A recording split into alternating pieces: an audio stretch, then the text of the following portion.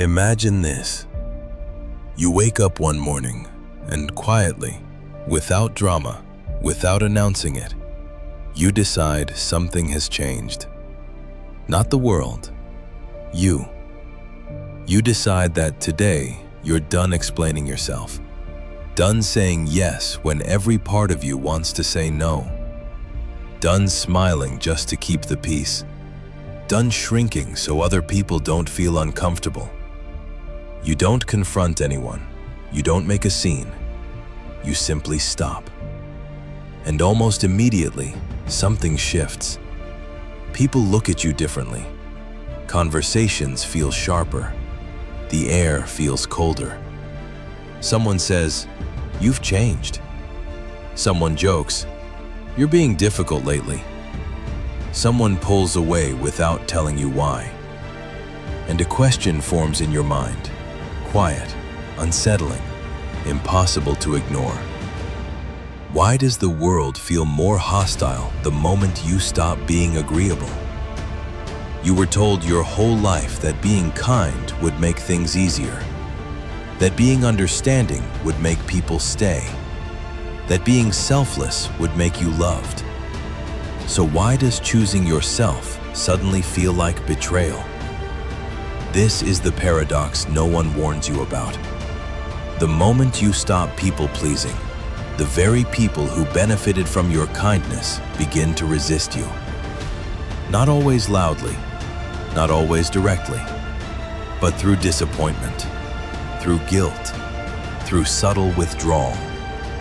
And that's when the doubt creeps in. Was I actually valued, or was I just useful? Think about it. When you were always available, you were reliable. When you always said yes, you were easy to work with. When you swallowed your discomfort, you were mature. But the moment you hesitate, the moment you set a boundary, you're suddenly selfish, cold, or difficult. How did kindness become conditional? You didn't become cruel. You didn't start attacking anyone. You didn't stop caring. You simply stopped over-giving. So why does it feel like you broke an unspoken rule? Here's the thought most people never let themselves finish. What if your people-pleasing was never about kindness at all, but about safety? What if being agreeable was how you earned belonging? What if being helpful was how you avoided rejection? What if being nice was the price you paid to not be abandoned? And if that's true, what happens when you stop paying? Because the truth is, the world doesn't just reward kindness, it rewards predictability. When people know you'll comply, they relax. When they know you won't push back, they feel secure. When they know you'll absorb discomfort for them, everything stays stable. Your people-pleasing wasn't just a personality trait, it was a social contract. And contracts don't dissolve quietly. So when you stop pleasing, it feels like rebellion, even if you never meant it to be. You start noticing things you couldn't see before. How often your kindness was expected, not appreciated. How rarely your needs were anticipated. How quickly warmth turns into pressure when you hesitate. And then the realization hits, the one that hurts the most. Some people don't miss you. They miss the version of you that made their life easier. That realization cuts deep because it forces a question you've avoided your entire life. If I'm only loved when I'm convenient, am I actually loved at all? This is why stopping people-pleasing feels so destabilizing. You're not just changing behavior. You're threatening an identity that once kept you safe. An identity built on being liked, being needed, being indispensable. And when you step out of that role, the backlash feels personal. But look closer. Is it really about you? Or is it about what breaks when you finally stop holding everything together? Because people-pleasing doesn't come from nowhere. It's a survival strategy. Long before it became your personality, it was your protection. Maybe you grew up in a home where tension felt dangerous, where disagreement led to silence or explosion, where love was unpredictable. So you adapted. You became perceptive. You learned to read moods. You learned to smooth things over before they escalated. And people praised you for it. You're so mature. You're so understanding. You're so easy to be around. What they didn't see was the cost. Because every time you adjusted yourself to keep the peace, you learned something quietly devastating. My needs are negotiable.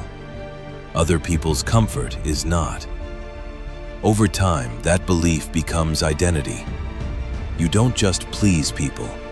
You become the one who does. You develop a version of yourself that's acceptable, reliable, and safe. But what gets buried doesn't disappear. It turns into resentment you feel guilty for, fatigue you can't justify, a low-grade anger with no clear target.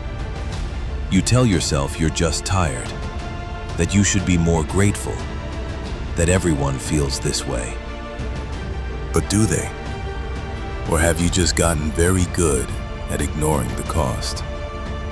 One of the first invisible consequences of chronic people-pleasing is losing your internal compass. When you spend your life prioritizing others, your connection to your own desires weakens. You ask yourself, what do I want? And nothing comes up. Not because you want nothing, but because wanting was never practiced. Approval was. So you hesitate. You overthink. You wait for cues from the outside world to tell you who to be. And slowly, without noticing, your life becomes reactive instead of intentional. You don't choose paths. You drift into them. Another consequence is emotional numbness. People pleasers often look calm and stable on the outside, but that calm is usually suppression. Anger gets softened. Disappointment gets rationalized. Hurt gets minimized. And over time, that dampening doesn't just mute pain, it mutes joy. You stop feeling extremes. You stop feeling fully alive. Your relationships look healthy, but feel hollow. You're liked, but not known. Needed, but not seen. And that's a special kind of loneliness, because you're surrounded and still alone. This constant self-silencing erodes trust in yourself. You begin to doubt your instincts. You outsource your authority. You need reassurance, even for small decisions. And none of this feels dramatic enough to justify change. There's no explosion, no obvious villain, just a slow erosion. A life that looks respectable from the outside and feels increasingly disconnected on the inside. Until one day, something small happens. A casual dismissal, a crossed boundary. Another moment where you're expected, again, to shrink. And this time, something in you tightens. You feel irritation, then anger, then fear. Because you finally sense what's at stake. If you keep going like this, you won't break. You'll fade. And fading is harder to recover from than breaking. This is where rebellion actually begins. Not with confrontation, not with speeches, but with attention. With noticing the moment your body resists, the pause in your chest, the tension before you say yes. And instead of overriding it, you listen. You don't explode. You don't explain. You say something simple. Let me think about it. That sentence changes everything. It creates space. It breaks the pattern. It makes you unpredictable. Some people respect that immediately. Others push harder. They test the boundary. They question your motives. They react as if you've done something wrong. But here's the reframe that sets you free. Discomfort is not evidence of wrongdoing. It's evidence of withdrawal from a system that depended on your self-erasure. You're not being punished for becoming selfish. You're being resisted for becoming unavailable for exploitation. So rebellion isn't loud. It's consistent. It looks like letting people be disappointed without rescuing them. Letting silence exist. Choosing clarity over likability. And something surprising happens. The world doesn't end. Some people leave. Some stay. Some recalibrate. And you realize the fear was never about destruction. It was about exposure.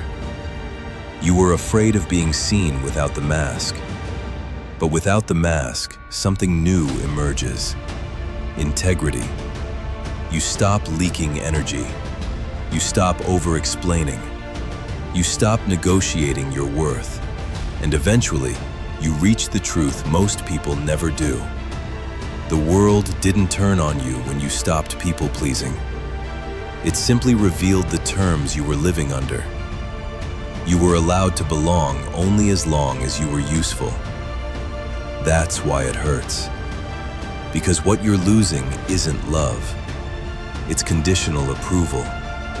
And conditional approval was never safe, only familiar. Yes, you may lose people, but what you gain is something far rarer. Choice. Choice means uncertainty. Uncertainty means risk. Risk means the possibility of rejection. But rejection isn't the real danger. Self-erasure is. You can survive disapproval. You can survive disappointment. You can survive being misunderstood. What you can't survive indefinitely is abandoning yourself. So if the world feels colder now, consider this. You may simply be feeling the absence of a warmth that was never meant to last. What replaces it won't always be comfort, but it will be real. A life that doesn't require you to disappear in order to belong. And once you've tasted that, even briefly, you'll understand. The world didn't turn on you. You just stopped turning against yourself.